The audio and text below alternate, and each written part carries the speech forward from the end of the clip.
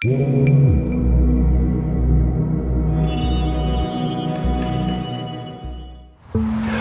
up, Bender fam? Dylan here. We got the Gladiator, we got our Tough Stuff rooftop tent installed.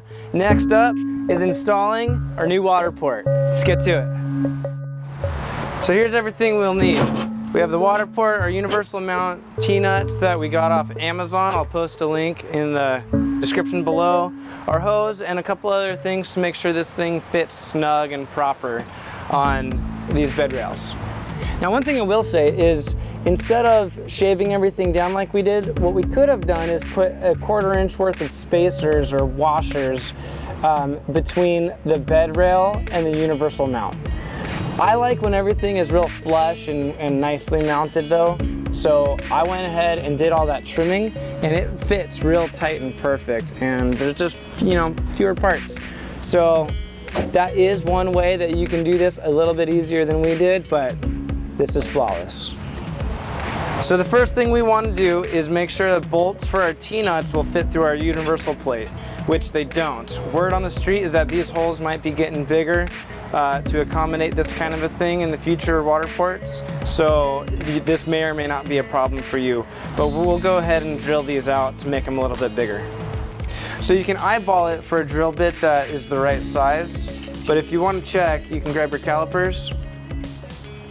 This is 0.37 and the drill bit is 0.375, so that's perfect, just a few thousandths bigger.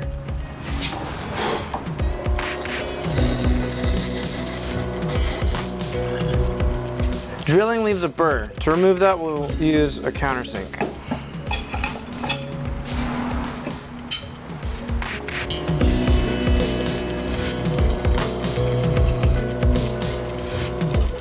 No more burrs, nice and clean. We'll take this back outside. Now that we know the T-nut bolts will fit, we want to make sure that we get rid of this extra gap back here. We don't want all the WaterPORT weight torquing on our bed rails. So what we're actually using is the bed rail mount for the WaterPORT as a spacer. So we'll bolt them on back here, but we'll need to shave off about, looks like maybe a 1/4 inch and bolt it on. That'll take care of our back spacing issue here, and it'll fit nice and snug and be supported.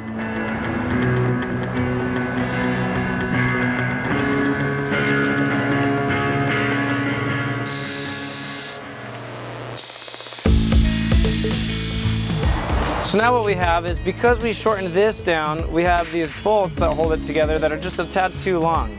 So what we're going to do is shorten those. I'll show you that now, but you also have the option of going to Home Depot and finding one that'll fit and is a little bit shorter.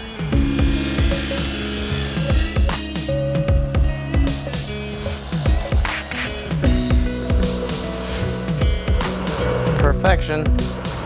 Now that we know everything's going to fit, it's time to bolt these together. So we'll drop our nuts in and start threading them.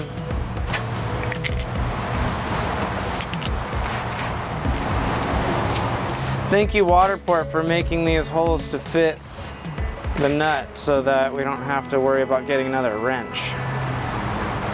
Now we can grab our lock nut. There's a little hole in there that's made to hold it. And we'll bolt this together. Grab your 1/2 inch wrench.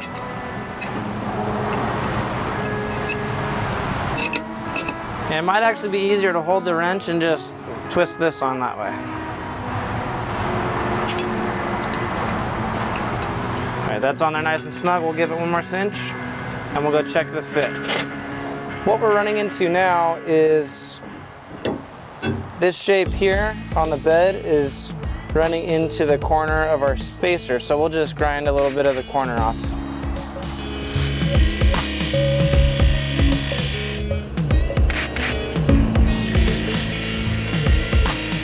And perfection. Let's get this installed. All right, now let's get our T-nuts in.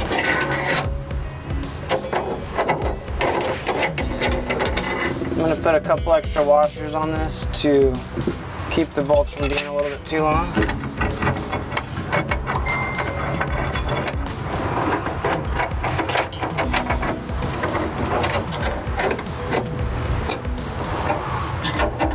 There we go, that thing's solid, not going anywhere. No movement, good to go. Now that our universal mount's ready for us to mount, we'll go ahead and put our neoprene sleeve on. We opted for this mostly because it looks cool, but it's also just a little bit of extra insulation. So let's get this thing on.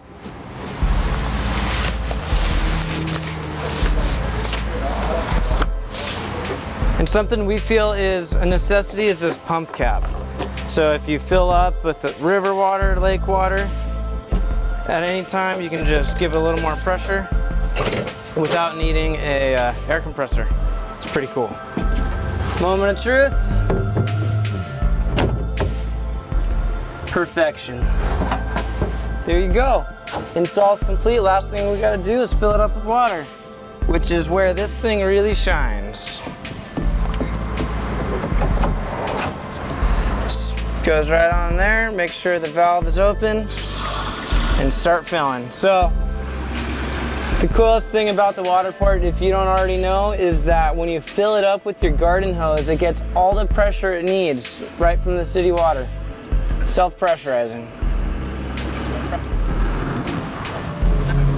There we go, all done. Close that off. These quick releases make it easy to plug it in. Turn it on. Look at that. All the water we need. Whoa.